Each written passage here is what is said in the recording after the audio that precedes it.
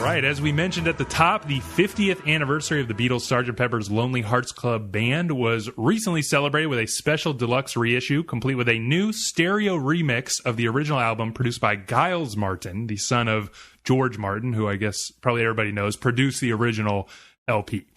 This is pretty significant because stereo sound was very new back in 1967, and while Martin and the Beatles spent weeks on the mono mix, a quick stereo mix was done in just a few hours. Of course, real fans prefer the mono version of this, but if you've ever listened to the stereo version, you'll know that it's quite bad. This is true for most of the Beatles albums. Individual sounds are like still in mono, and they just jump randomly between like the left and right channels. You know, like all the drums will be in the right, and then like for some reason the voice will be in the left, and then it'll switch or something. And it's kind of similar to the way that like early 3D movies were sort of like goofy novelty things where like shit's jumping at your face or whatever. You know, like they didn't know how to subtly use stereo. So to celebrate the 50th anniversary ourselves, we want to talk about both this new stereo remix and the album itself a little bit.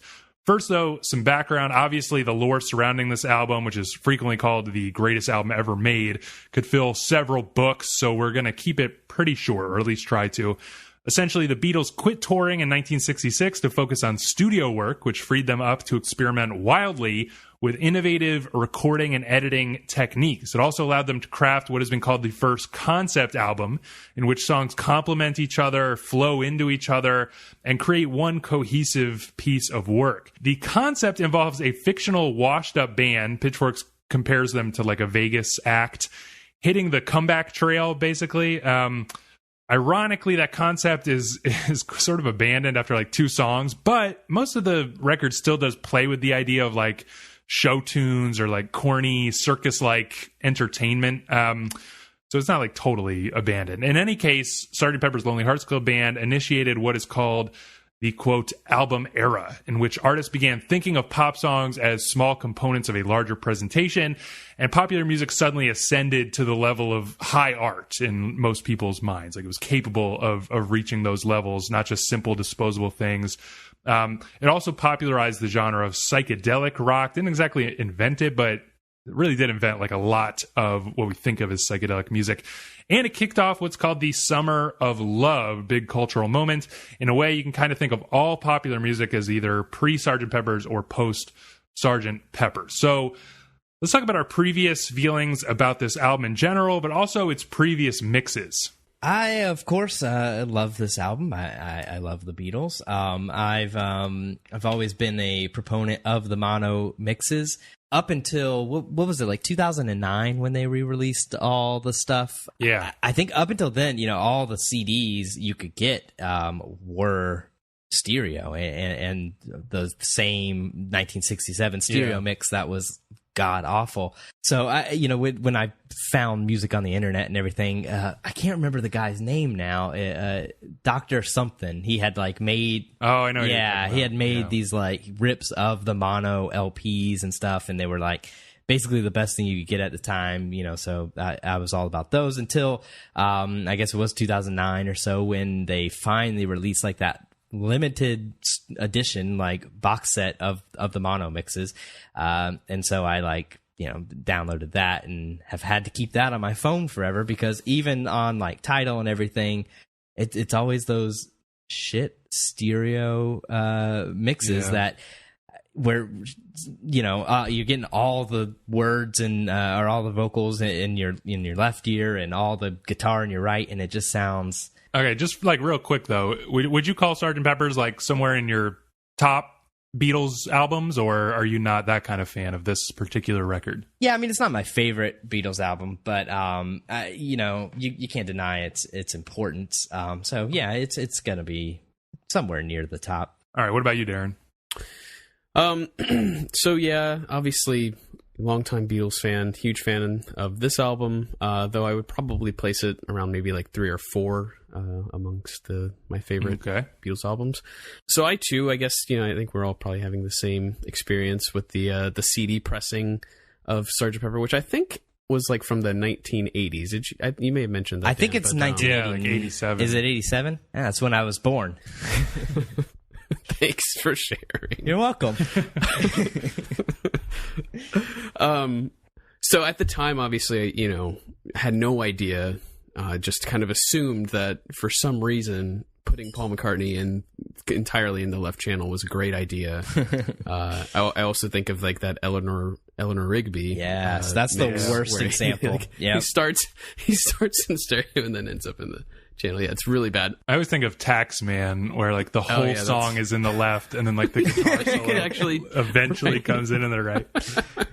Yeah, I think Revolver is the worst mixed one.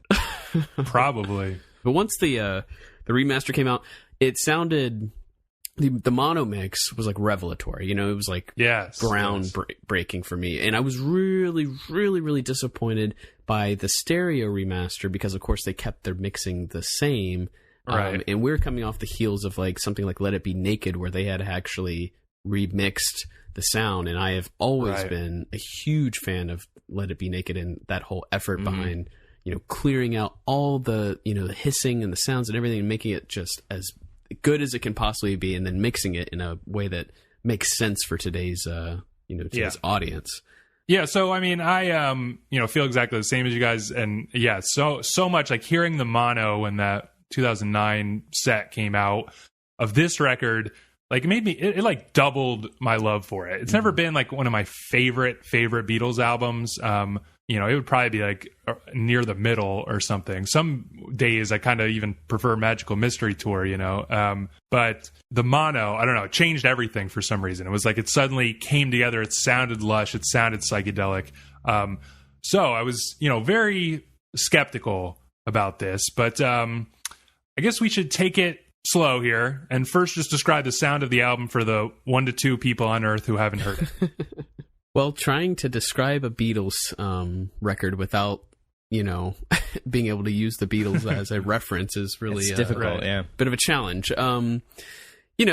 You definitely mentioned like psychedelic rock, and I think that's a pretty basic description. To me, the Beatles have always stood out from that, even from all the kind of copycats that kind of came after that.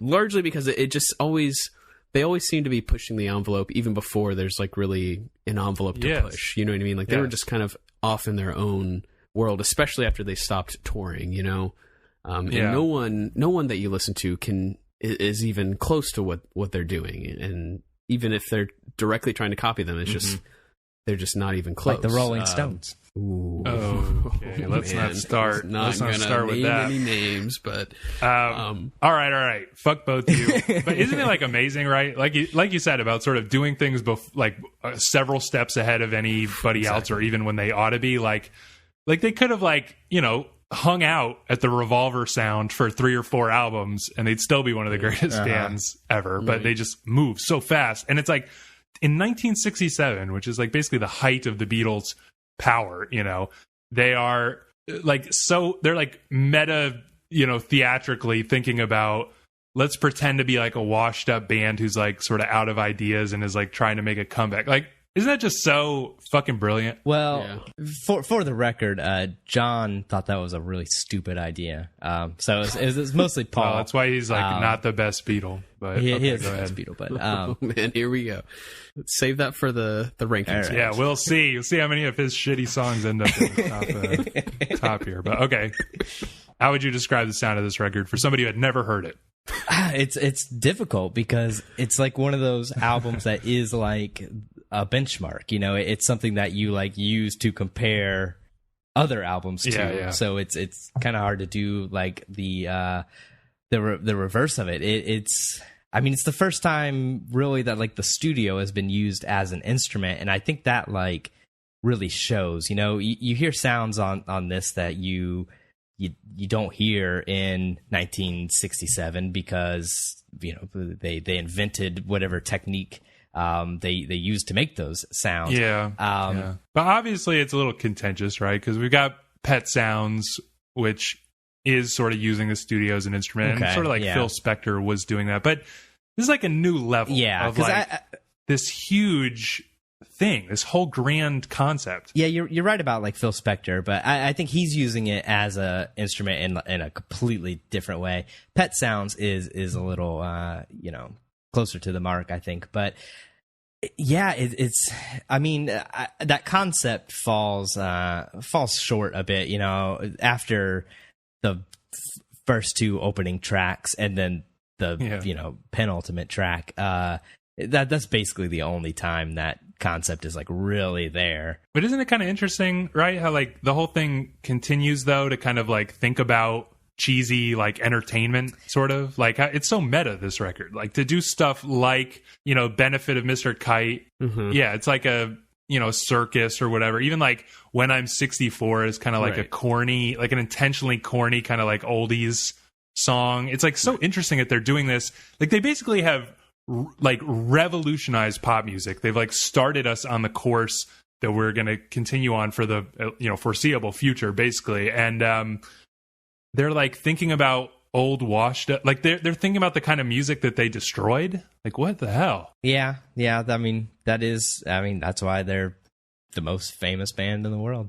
Yeah, and I think that of all their albums, this one I want to mention like the album art, which is of course incredibly famous in its own right. For some reason, and this may sound cheesy, but like certain albums kind of make me think of certain colors or maybe images and stuff like that. And this album just seems to stick to that theme, as you guys are sort of mentioning, this sort of like circus, sort of, whatever. It sticks to that theme so well, like so much more than any other Beatles album, really. Because some of their other albums, especially their early albums, are just great songs. A collection of great songs. This one just seems to get tied together so well, and of course having like the Sgt. Pepper reprise there at the end to try to it really tidy it all up, kind of it makes sense. But even in between, like fixing a hole, and she's leaving home, which if you were to listen to the Sgt. Pepper and then listen to that, it's like, whoa, those are pretty different. But by the time you get to that song, same album? Exactly, like by the time you get to it though, it just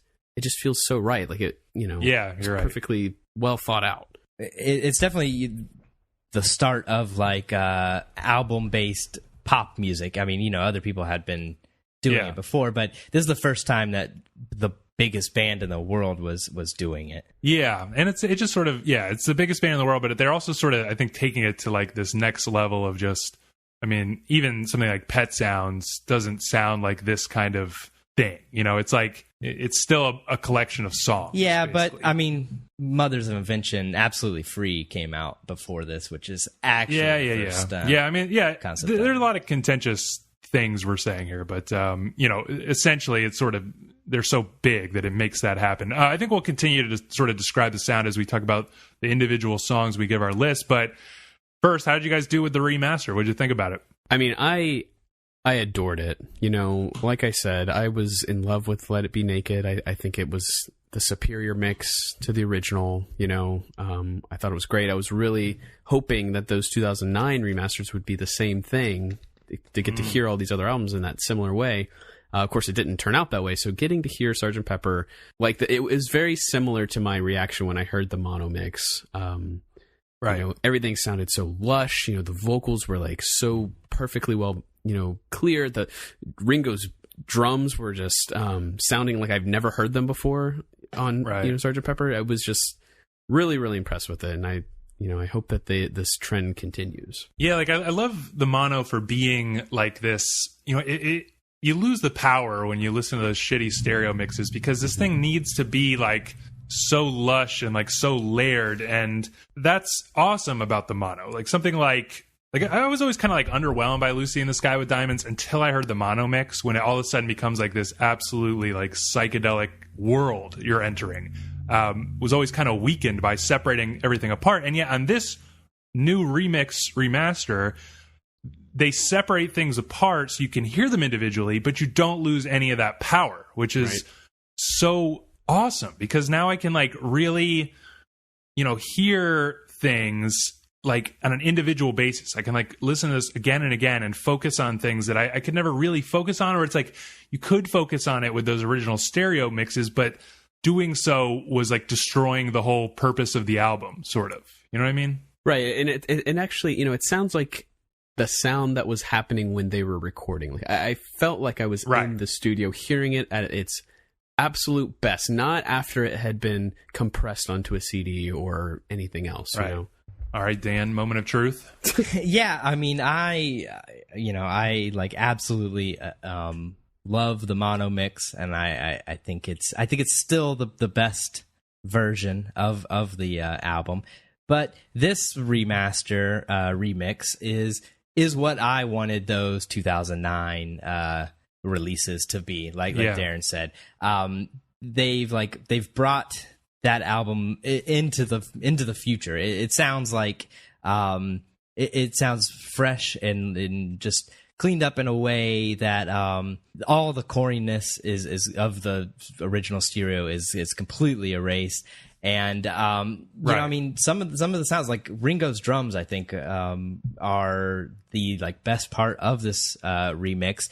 Like they're just there more, but not in a sense that like it sounds like a different record. You know, it's not like touched with a heavy hand, but you just it's brought sounds that like you've never heard before. And so I think it's much more interesting. You know, when I first heard about this project, I pretty much dismissed it. In fact, I didn't listen to this remix until we decided to do it for the podcast. But I think that this should be the new definitive stereo mix. And honestly, you know, if for your casual person that's just gonna listen to whatever album is on you know, Spotify, Tidal, whatever, it's great to have this. I still think though that the mono is the definitive. It's hard to argue against like what the band themselves worked on. Yeah. And I think that to me, the mono is what sounds like you're in the room with a band playing. But I think this one's perfectly acceptable, and I'll probably listen to it out of laziness when I don't have the mono version on my phone. Yeah, I really hope that they do this for all of them, and I hope they do this for like other albums that are in the same situation. It's like, in some respects, like you can feel, and I guess I want to ask you guys quickly, like, you know, does any part of you feel weird about this, like messing with, you know, their original intent? To me, it feels like it only gets a pass because it's like proven fact that the stereo mixes were some half-assed thing the Beatles were minimally involved in anyway. Yeah. Like opens up an option to fuck with that. Like that's fair game because you're really not like going against their intent. They just weren't really worried about it. Like in the future when we have I don't know, like 3D smellable sound or something, like, you know, we can't be like, oh, we're going against their intent. You know, I don't know, that's a stupid example, but you know what I mean? Like it wouldn't be okay to do this with something with a stereo mix, like maybe Abbey Road, where there's like it seems like they put work into the stereo. I mean, everything after the White Album, the stereo mix is all that exists. There's a few songs here and there that are mixed in mono, but yeah, I think it's perfectly fine because they stuck to the original intention. I listened to like a podcast with Giles talking about his process and everything, and he like completely in it. He said he had his father's notes of, you know, like we sped this tape up exactly this amount, and you know it was this and this, and he like basically used it as a framework and just used modern technology to make it not sound like trash. He basically made the mono mix, but then made it into stereo. If that makes any sense, you know, like he didn't have to bounce things down on the way, you know, you used to have to. And just, you know, from listening to him talk about it, he obviously like knew it was an important thing he was doing, and like had respect with it, and I think that's what it deserves.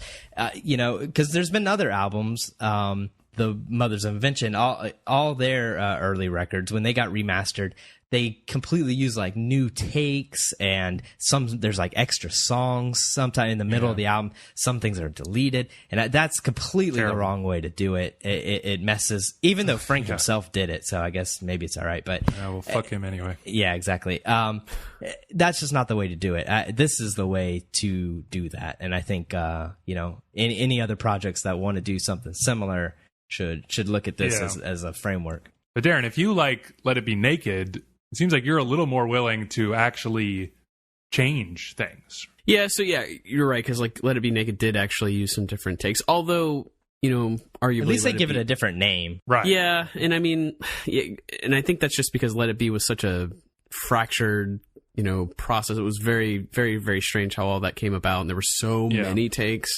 that maybe the original did not, maybe they didn't give it enough attention to all of those takes, and it seems like Let It Be Naked took that time and perhaps found some of the better takes. That's a little different, I guess. But to go back to what Dan was sort of saying, I think that it's fine to do something like this. And the thing I've always loved about the Beatles is that it feels like they've always been handled with such great care.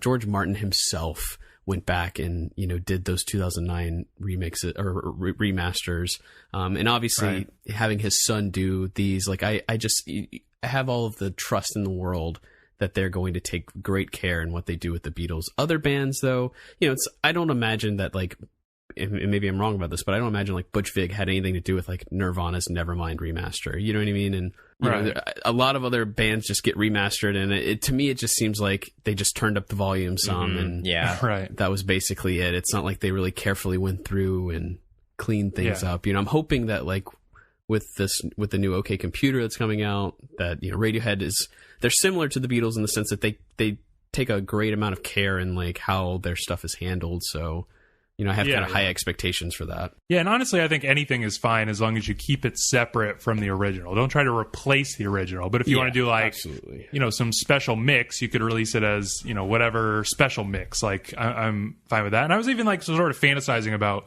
what if like famous producers did special mixes? That would be cool.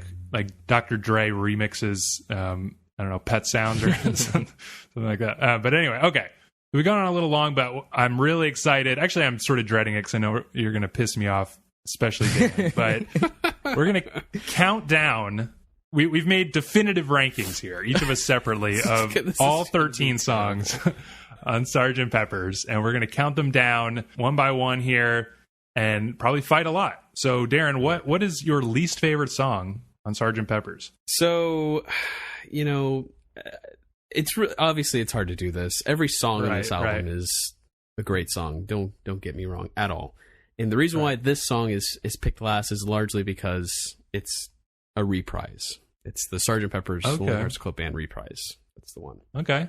No part of you likes that better than the opening one? I go through phases sometimes. Yeah, I know. I mean, I actually do like it a little bit more than the more first one, rocky. largely because the way it goes into like a day in the life, But then again, you have the intro going into with a little help from it. It's hard. It's really hard. But what was your pick, Gabe? Let's do Dan. Okay, Dan. Yeah, the least good song on this record for me is "Within You Without You." Wow, that's the one I picked. That's what is wrong with both of you? I actually didn't think you would do that. Somebody needed to tell George at this time in his life. You actually think that song is worse than the than the reprise? Yeah, I do. That's insane. Yeah, definitely. Just. Harrison needed to cut it with the, Indian music shit. It's just kind of out of place. It's the one track that like really does not fit the concept at all. Like this washed up band got a Indian, sitar track. The sitar is a huge part of like psychedelic music. Yeah. Okay. So the sitar and stuff shows up. Tablas and all that show up on like little subtle touches throughout this album, and that's so it doesn't feel totally out of nowhere. To me, it's interesting. It starts side 2. On the original LP, you would have flipped it over and started this song, and it's definitely hurt by the fact that George Harrison already wrote this song and put it on the previous Beatles album. Basically, that's if it wasn't for that, it would be like, wow, this is wild. But like, you get Love You Too on the previous record, so it's a little bit like redundant, but I do feel like it fits. It works as like an interesting centerpiece because they're like these little psychedelic touches, but you're kind of like confused. You're like, what? How is? You're like listening like With a Little Help from My Friends, and you're like, what is psychedelic about that? Or like, what's weird about this? It's kind of like show tuney and goofy, and then it's like you just slowly get to Within You Without You, and it's like this like cosmic center of the album of like sort of peering into like the surreal layer underneath all these songs or something. I think it really works within the album, but as a song, I had to put it last because like I would never choose to listen to it on its own. I think it has a place, but it's not a very good song. You disagree, Darren? fucking absurd. All right, so we'll hear you talk about it later. Like I said, that was my last one. So Darren, what's number 12? Number 12 for me was Fixing a Hole. Oh my God. Man. That's a great song. It's a hear great about that song. way later. It's a good song, but it's it's definitely one that, if I was just trying to quickly get my fix of Sgt. Pepper, I would definitely skip over it. Yep. Yeah, that's a bit ridiculous. Yeah. Even Dan. Yeah. Even Dan got to give it up to Paul for that one. Yeah, I mean, not to spoil anything, but that is beating at least one John song in my list. Oh, boy. Yeah. Little teaser. What? Call it a teaser. All right, what's your number 12? But number 12 is what Darren's number 13 was, the reprise of Sgt. Pepper's Lonely Hearts Club Band. And like him, I sort of struggled with which one is better, between the reprise and the regular one. I think the reprise is like a little less good because it's a reprise. It's shorter. It could switch just kind of depending on my mood, and it did switch on my several drafts of this list. So yeah, that's a hard one to rate, but yeah. I do love it a lot. I'll talk about it a little bit later, but to me, like where it is in the album, the way it like sort of flows into A Day in the Life is just so awesome, and it coming back is so exciting. But all right, my number 12 is Good Morning, Good Morning. Wow, I'm actually really surprised. Yeah, I thought you loved that song. It's John was envious of Good Day Sunshine from Revolver, which Paul wrote, and wanted to see if he could write as good of a song, and he wrote an okay song. This is like one of the, like if you read like, when John did like that huge Playboy interview or something where he like commented on like so many songs, this is like the typical John thing where he's going to just dismiss it as like bullshit. And it's like interesting sonically, but as a song, I think he's probably kind of right about that. Yeah, I'm gonna completely disagree with that. I don't. Did we even mention? Because people listening should probably know that I'm like the biggest John Lennon stan in the world, and Gabe for many years has liked to fuck with me about Paul being the better Beatle. Yeah, I'm not just fucking with you though. I genuinely like Paul. Well, you're wrong there, but. Yeah, that is true. Gabe's always been a Paul fan. Yeah. Good Morning is in no way the, number 12 song on this record. All right. So Darren, what's your number 11? Well, Dan, what are your thoughts about it being number 11? You fuck both of you. Oh, I hate both of you. You're acting all scandalized just a second ago. It was a trick. Man. The fuck? Yeah, I mean, this actually, I truth be told, Good Morning, Good Morning, when I first was listening to this album, I hated that song. I absolutely hated it. I really did. I just thought the whole it just was so annoying. But I ended up, it grew on me after a while, and obviously it's still a good song, but there are definitely much, much better songs on here. It's kind of Zappa-y. That's probably why Dan likes it, but we don't know how much he likes it yet. What's your number 11, Dan? Yeah, it is a little Zappa-y, but number 11, as I sort of alluded to, is just the other version of Sgt. Pepper's Lonely Hearts Club Band. Oh my goodness! Basically, for the same reason as the reprise, it's better than being an intro, but I think it still kind of has like a little bit of that quality of like setting up the album. It's not really like a song I would just choose to listen to on its own as much. Still a great song, but you gotta admit, when you put this album on, you always start at the very beginning. No, right? yeah, exactly. I'm going song by song. Like I was trying to think of them as individual tracks because I think it works perfectly where it is, for the album. And the same thing with the reprise. I love how it goes into Day in the Life. I love how this one goes into With a Little Help from My Friends. But just thinking them individually, it doesn't stand on its own as well as some of the other songs. All right. Well, I can understand that, but I disagree, and I'll be talking about it a little bit later. My number 11 is She's Leaving Home. What? Yeah, God. What? I think we first. Yeah. I am speechless. I'm about to stand up right where I am right now. What the fuck, Gabe? I thought for sure. I was actually thinking of you with that song specifically. I was like, man, I wonder if Gabe will put that in his top 3. God. Holy hell, what has happened over the years? I like the story of the song, like more than the song. I think it's a nice song. Obviously, like the string thing is it works on the album, but it's sort of like musically unexciting and uninteresting. Again, I'm sort of like always bummed out by like Here, There, and Everywhere is kind of like, this is like sort of a redo of that from Revolver, you know? Like same with Within You, Without You. Like its power is dampened by them having already kind of done this. Is that like totally ridiculous to say? Absolutely. Yeah. What the hell are you saying right now? I'm gonna agree with Darren there.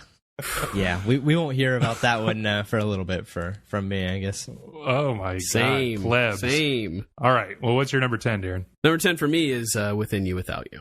Okay, so you're fucking having a fit earlier, but it doesn't sound like it's not the worst song. I mean, it's a great song. It's the third worst, and it fluctuated on my list. It fluctuated on my list for sure, but I love George Harrison, and I think that the song, its placement, it's great. It's a little long, I will agree, but I like the fact there's just something very unique about the Beatles in the sense that they had 3 songwriters of the 4. Right. You know what I mean? And that third songwriter, George, always seemed to bring something that was very different than what John and Paul were already doing that was already considered different. So, he gets a lot of praise from me for that, and it's not like I'm a huge Indian music fan or anything, but just the fact that he had brought that to the table and was able to make it work on it, like such a monumental album. I mean, John and Paul probably could have just been like, "No, fuck you, like get rid of this. This is terrible." But like they did the rest of the time. They allowed him to Thankfully, they allowed him to have this one track, and I think it's good. Yeah, so it kind of we talked about it, but it reminds me a little bit of like some of the less like good parts of this album's legacy, like that sort of couple years where everybody went psychedelic and there was like a sitar on everything. It's like so easily sort of parodied, like it became so ridiculous, and like it's not Harrison's fault. He's kind of like innovating in that way, but in retrospect it sounds it's tainted by that. It like became the cliche. Yeah, I agree, and I will specify that I don't dislike Harrison. I'd maybe even argue for him being the second best Beatle, but you're fucking ridiculous. If only to piss Gabe off. But I mean, like Gabe had said, "Love You 2" already exists. I could have done without both of those songs. I think the songs he brings to the table later on, and even on some of his solo stuff, are just so much better than Within You, Without absolutely. You. All right, what's your number 10, Dan? Number 10 for me is With a Little Help from My Friends. Okay. Wow. It's a little corny. It's the token Ringo track. Even though he didn't write it, we must be clear. Which Darren said there's 3 songwriters. Ringo has 2 solo writing credits. Okay. 3 if I'm correct. All right. Combined, but it's just. It's a little silly. It's definitely like the one that's like still really trying hard to stick to that concept, and it's just a little silly. But it's a good song. It's just not as great as some of the other things here. Yeah. All right. My number 10 is the Sgt. Pepper's Lonely Hearts Club Band Reprise, and this was tough to rank, but I really, really like it. And sometimes I go through phases where I prefer it to the first one because it is like rocking quite hard. It's like got like a weird, I don't know, insanity, like a Jimi Hendrix kind of like, we're in the wild 60s, Vietnam's going on and shit. Kind of like, and it's a little bit of a stretch, but it just is like they're rocking with reckless abandon that they basically don't do other than like Helter Skelter. I like it for that, but yeah, it's hard to sort of rank on its own. What's your number 9, Darren? Number 9 for me is the title track, Sgt. Pepper's Lonely Hearts Club Band. You trying to diss it, or you just kind of like? No, I mean I think see it as an intro. It's a great intro, and like I had mentioned, pretty much anytime I throw this album on, even if I'm trying to listen to it, just to get a fix and listen to a few songs, like I always start right here, and I think that it's solid. I agree with you that the reprise is really great, and the energy there and the way it starts off, just I don't know, it's kind of electrifying, but I don't know, this is just. It's like iconic in a way, and maybe I'm a little bit blinded by that. All right, what's we gotta speed up because I think we're gonna fight a lot more as we get higher up this list. We gotta choose our battles here. What's your number 9, Dan? Number 9 for me, When I'm 64. Bullshit. I'm so fucking mad right now. I can't. I know. What the hell? It's just, I mean, it's a good song. I knew he was going to pull some shit like that. I'm not even surprised. It's just, it's not a great song. It's a little corny. Oh my God. You sound like John Lennon speaking right now. Yeah, you do. Speaking right through you. I appreciate the compliment. Yeah, okay. You'll be hearing about that like way later. Way later. My number 9 is Being for the Benefit of Mr. Kite. Fuck you. Okay. That song is so great. We'll be hearing about that one way later. All right. We're getting into the area where like I 100% love all of the rest of the songs, even though like I had to put them a little lower. I adore this song, but I realized that I kind of only adore it for like the sort of bridge and outro, which are like fucking psychedelic trips like that the Doors and Pink Floyd just wish they could do. You know what I'm talking about? Mm-hmm. Oh, yeah. The rest of the song is fine, but those are so good. So it was like I couldn't, but it's still quite excellent. What's your number 8, Darren? Well, my number 8 is actually Being for the Benefit of Mr. Kite as well. Fuck you too. Okay. What I would add to that, like it's like a perfectly crafted, like I couldn't think of a better circus sounding kind of song. You know what I mean? I think that he absolutely nailed it. I love the story. He saw that, like, what was it, a circus poster, Dan? And it's a poster he bought. Basically wrote the lyrics based off of that. I mean, it's so cool, and it's there's just nothing else to compare it to. All right, what's your number 8, Dan? Watch him say Being for the Benefit of Mr. Kite. Yeah, right. No, you'll hear about that one much later on. Number 8 for me is Getting Better. Oh, like you guys said, I mean, this is the point where it's kind of even hard to divide everything up because these are songs where it's hard to even find a fault in any of them. I don't know. This song is a little, of all the songs that I absolutely love, it's slightly corny. Like the have to admit it's getting better. It's like couldn't get much worse. Yeah, it's a little. If I gotta find a fault, it gets a little corny. What? I love that, but okay. All right. Yeah. Fair enough. You can have your opinion. Yeah, I can feel that. You feel like Paul wrote a perfect song and then John ruined it a little bit with his little backing vocal thing. But okay, my number 8 is with a little help from my friends.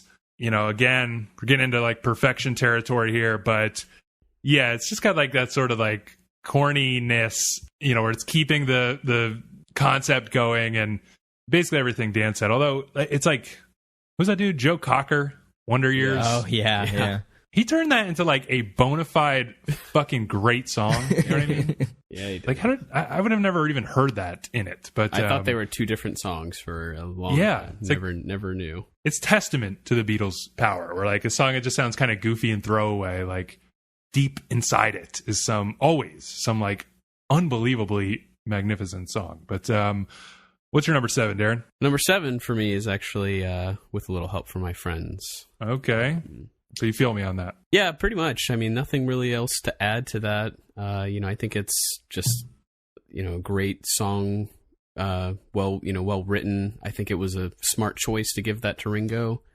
I think he's just kind of perfect for that sort of goofy, sort of fun song, So okay, it's your number 7, Dan. Number 7. This one is going to shock you. It's going to shock both of you. Number 7 for me, Lucy in the Sky with Diamonds. Wow. I'm actually pissed off at you for doing that to John Lennon. This is one of my least favorite Lennon tracks from the Beatles. Controversial. It just, I think it might just be that I've heard it way too many times, but I just don't love it as much as some of his other stuff. So yeah, that's my big shocker. You didn't feel like it took on like a new life with the stereo mix? I mean, I just felt like it was so... Yeah, the new stereo mix of it was really great, but it didn't change my ranking. Yeah, it did always kind of strike me as like it is a redo because they did Strawberry Fields first, but it's like in the Strawberry Fields vein, but at the same time, like it's magnificent. I mean, I'll talk about it a little bit more later, but like I was saying earlier, like the Beatles could have like chilled out at the Revolver World for an album or two. Like every step along the Beatles' way, nobody would mind if they like just chilled and rode that wave for a little bit longer. They just keep moving. But So like in the case of Lucy with the Sky in the Sky with Diamonds, I'm like, is kind of like the world that Strawberry Fields is, but I'm okay with him sticking around there for a little bit longer. But my number 7 is Fixing a Hole. Great song. It doesn't seem like, it's one of those songs. There are a lot of songs in this record that are like, the song itself is not as strong as it is like within the context of the album. And so sort of separating the songs like this is a little awkward, especially for an album like this. But yeah, it's got like a great spookiness. And I love that. I don't know. Do either of you guys buy into like the whole being related to heroin and all of that kind of shit? A lot of this has like drug references. Like every song seems to. Nah, I don't know. Paul doesn't seem like a heroin man. You know what I mean? Yeah. No, but it's like there's a lot of stuff on this record that I love, and what I love about Paul too is like sometimes he's just singing about something like very directly, like just so literally, like I'm fixing a hole, but like it's done in such a way where you feel like there's something more going on. Obviously like Paul or John is making fun of this with like I Am the Walrus and stuff like that, but it works beautifully on this track, I think. What's your number 6, Darren? Number 6 for me was Lovely Rita. Bullshit. Yeah, I'm backing up that bullshit. Well, Why? again, I mean, anything from here on out, I think is, interchangeable. And this song certainly kind of fluctuated a few times. It's a great song, though. I mean, it's not as good as the others. Yeah. All right. What's your number 6, Dan? My number 6 is Fixing a Hole. Okay. Basically same reasons, we're only one apart there. And I pretty much agree with what you said about it. I still can't fucking believe. Like, you think Fixing a Hole is better than Lucy in the Sky with Diamonds? Yeah, I do. I mean, it's just shocking. I don't know. Lucy in the Sky, I feel like that song is has a lot to be at blame for a lot of later shitty psychedelic music that would happen. Okay. So, Okay. a little angry at it, I guess. All right. Number 6 for me is Getting Better. I love the like weird compliment where, John and Paul are always doing this, like Paul's singing this like, perfectly upbeat, like positive, optimistic song. And then John has to add something like couldn't get any worse. And it's like just that interplay between them is, I think, awesome. I also, for some reason, fucking love like the sparing use of Indian instruments on this track. Like, like when he's like talking about like beating his woman and stuff, and which for some reason doesn't sound that menacing, but like the sort of like drone comes in there, like that is just so cool. Like this could have been and has been covered as just a typical like kind of catchy pop song, but like musically, instrumentally, I think there's so much going on here that it really is what makes it more listenable than just the actual song. What's your number 5, Darren? Number 5 for me is She's Leaving Home. Okay, let's hear it. Look, the reason why it's so high is actually this is like George Martin's time to shine. You know what I mean? He's the one who basically composed and orchestrated all of the string instruments here. Okay. And I think it's absolutely gorgeous, and it sounds amazing in the stereo mix. I love this album is actually one of my favorites just because like there's so much John and Paul like together on songs. The next album after this, the White Album, it's a lot less, and then even more. The less last time they'll be friends. Exactly. So it works really well. It's a very kind of unique song. So it takes all of the drums and guitars out of it, and to me, I don't know. It's gorgeous. I love it. I've always loved it. I'm gonna back you up because that is also my number 5. Wow. Yeah. There you go, Dan. Okay. All right. Some hive mind thinking there. Why do you like it? I like kind of like what Darren said. I like the strings. It's really George Martin's time to shine. I kind of like the story in it. It's a nice song with a story and type thing. It's a great song. Yeah, when Pitchfork did their write-up of this for the 2009 remasters, they made like a really interesting point that it was like a lot of people at the time were looking to the Beatles to be like spokesmen of the counterculture that was arising, and they wrote a song about like a girl leaving her parents, but it's sort of like feels bad for the parents. Yeah, which it's is like sad for the yeah, which is like very not 60s, so it's super interesting to me for that. But okay, my number 5 is the Lonely Hearts Club Band opening track. I think it's pretty high. Yeah. I think it's just fucking iconic. Like, to me, when I put this record on, like when those guitars first come in, it sounds like a revolution starting, like a musical, artistic revolution. I mean, just this little track to me, like, just embodies the absolute energy, like, of this record so much. I mean, you agree with me, right? Like, it's so iconic. Right. The opening chord strum. Yeah, I mean, I agree with you there. Like I said, I tried to look at them as like completely separate entities, and in that respect, it's not a song I would like choose to listen to outside of the album, you know. But I understand your point, and I pretty much agree with you. All right. We've cooled down a little bit here, getting angry at each other. What's your number 4, Darren? Number 4 for me is Getting Better. Again, another great John and Paul song. You know, this one, along with She's Leaving Home, probably could have been interchangeable for me. But I've always loved the song. It's kind of one of my favorites to, you know, sing along to. You know, a lot of these songs are like that, but this one is one that over the years has just continued to be one of my favorites. Okay, number 4, Dan. For number 4 for me is Lovely Rita. It's just another great song. Much better. I really like the story, and this one it's just so like ridiculous. And it introduced the term meter maid to the rest of the world. That was only an American term at the time, which I read the other day. Oh. That's interesting. That like Mita maid, right? Mita. Yeah. So that deserves something, and that brings it all the way up to number 4. Yeah, it's just like the lyrics of the song are like pretty ridiculous. You know, the whole story is just real ridiculous, and I like that. That is one thing that I'll give Paul. He does a good story song. He does. Yeah. Of course, this would be the imposter Paul talking about the death of the person he replaced. That's true, but yeah. Both of them can write a mean story. For sure. All right, number 4 for me is When I'm 64. A brilliant, amazing song. I have this is now we're getting like into the top 3 or 4. This is where it gets to the point where like I don't even know how to explain why they're great. It's like telling somebody, you know, like why the David is a good statue or something. Like When I'm 64, I mean, it's just it's baffling how it works, because it does feel like this simple kind of silly song, and I love like the meta quality of this record, thinking about corny music and entertainment, like to ironically make pop music art for the first time. Like, that's so heavy to me, but this song to me like almost embodies that spirit of the album. And again, musically, it's like music. It reminds me of like Twin Peaks. I say this a lot, but where it's like so normal that it's like unsettling. But what's your number 3, Darren? Number 3 for me is Lucy in the Sky with Diamonds. Okay.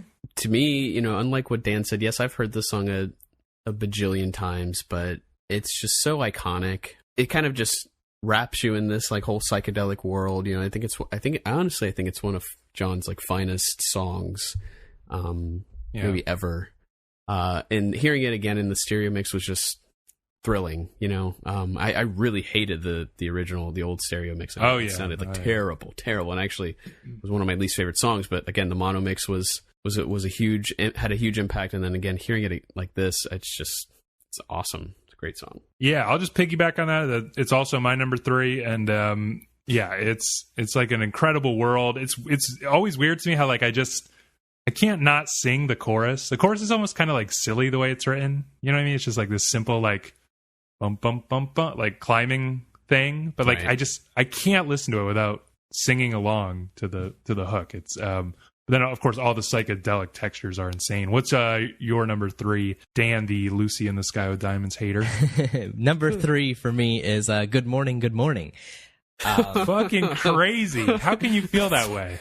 I love that song. It's like and I don't normally like songs for this, but it's just like, it's like a real rocker, you know? It's it just hits you. And I love the like animal sounds at the end. It's like the animals get bigger as it goes, and that's just kind of funny. And I love this song. Another genius track from Mr. Lennon. Wow, such a stand. What would you say though if Lennon was just like, nah, that was just trash, mate? I'd say he's absolutely right. He's absolutely right. Put it at the bottom of my list. Yeah.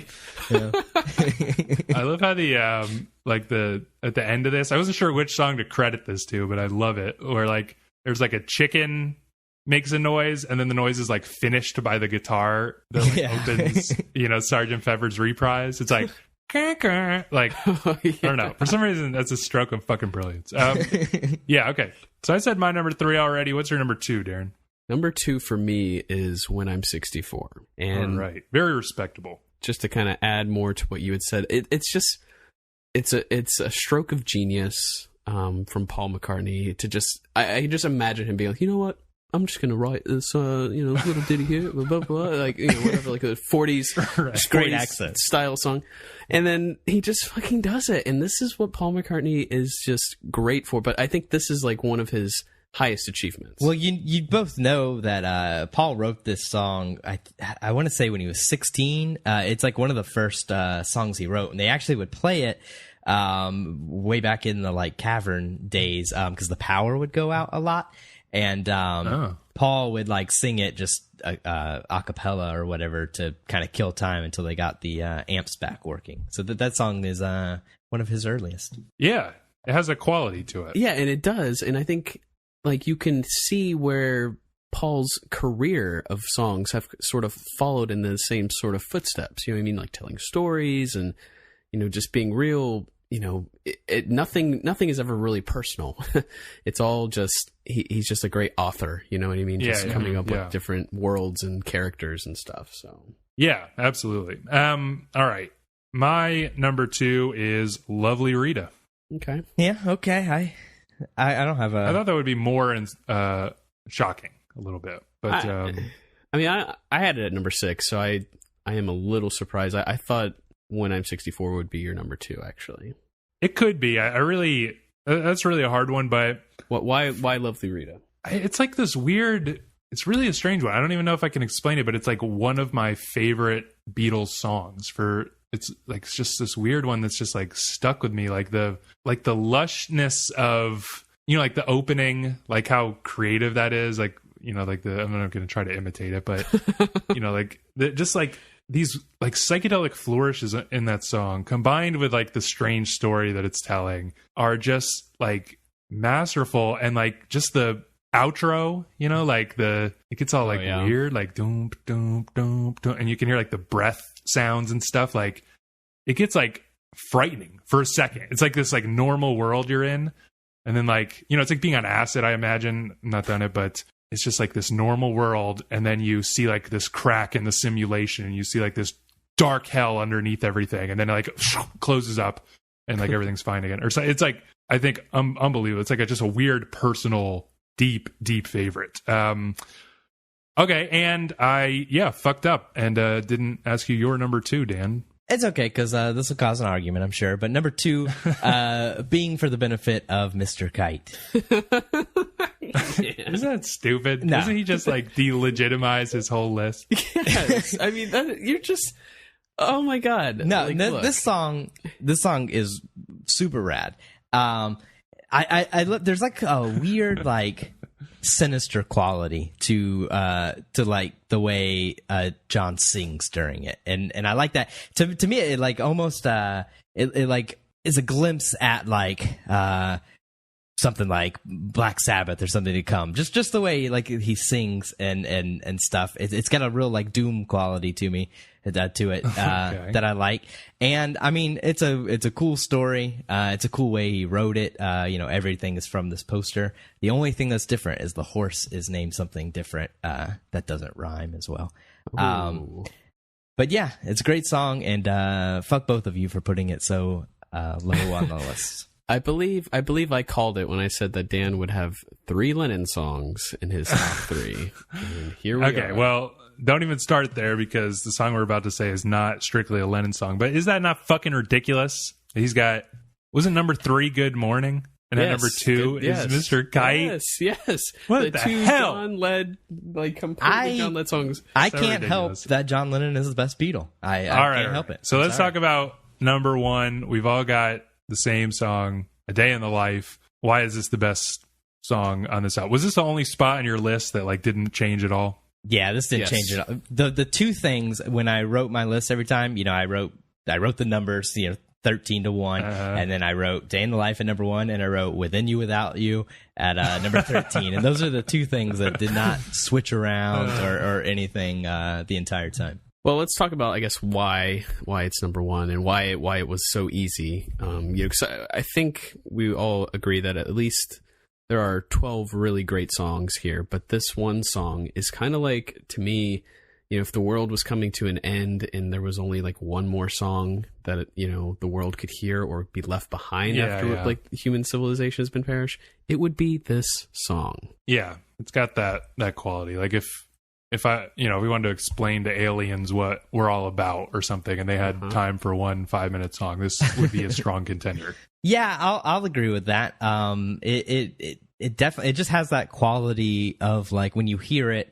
It's a song that like you hear it the first time and you just like realize that it's something special. It's not like it doesn't grow on you at all. It's just it's something extraordinary. It's unlike anything else that I think had been produced up until this point in music too. Yeah, and it's got it's almost like what I was saying about Lovely Rita. It's almost like in reverse. Like it's Lennon's main song part is quite dark. It's like talking about suicide and horrors in the newspaper and stuff, and like it's like very dark, very I don't know, it's real, but it feels so dark. And then we get like this, like it sounds like you're descending into hell with this the string section, which is insane. But then instead of ending up in hell, you end up like in the calmest, most normal world, like just for a second.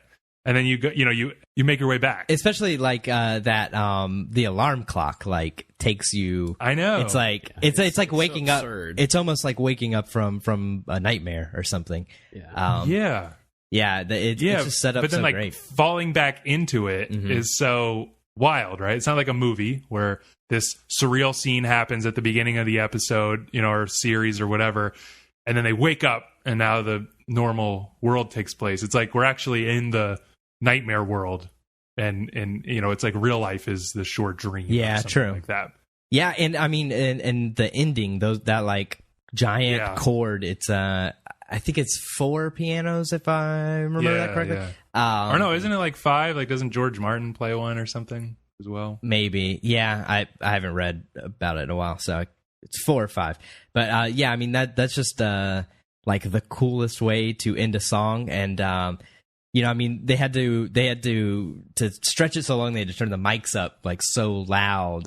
You can hear like papers rustling and people people standing up and stuff. And I thought in the stereo, the new remix, you could hear that like a lot more, the papers rustling and whatnot, which was a little kind of a negative for that remix for me. But that's just such a cool way to end it. And also this song has one of my favorite Lennon pranks, the dog whistle tone, because he thought it would be funny to freak people's dogs out at the end of the record. That's the main reason. No, it's a good Lennon prank. Also, this is one of, if not the first things to have a locked groove at the end. That little like chatter that gets repeated on the record. It's a locked groove, and I don't want to say with certainty that's the first one, but I'm willing to bet I can't think of anything before it. Kind of lost in the CD age, but such a badass way to end this on its original release. You were going to say something, Darren. Yeah, I was just going to go back to mention like just the power of a song like this. Like I really honestly feel like it has the power to like, inspire entire careers. You know what I mean? And I imagine just dozens and dozens of artists just chasing after a song like this, but never ever being able to achieve it. It's like this like when people talk about things like Beethoven, you know what I mean? That it's just, it is like the pinnacle of, our world, basically. Yeah. I think, I don't know, that might be a good place to end, and we have gone real late. I knew we were going to gush about this fucking album forever. To hear the rest of our discussion, check out our website, metaforkmusic.com, or search us out on iTunes, Metafork Music.